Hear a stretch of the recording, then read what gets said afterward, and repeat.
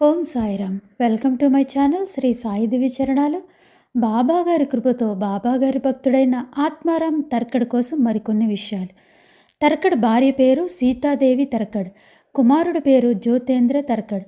ఒకసారి శీతాకాలంలో షిరిడీకి వస్తారు ఆత్మారాం తర్కడ్.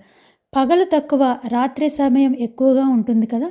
ఒక నిండు పౌర్ణమి వేళ రాత్రి 8:30-9 గంటల సమయంలో ఆత్మారాం తర్కడ్ భుజం మీద చెయ్యి వేసి బాబా లెండి వైపుకు తీసుకొని వెళ్తూ ఉంటారు.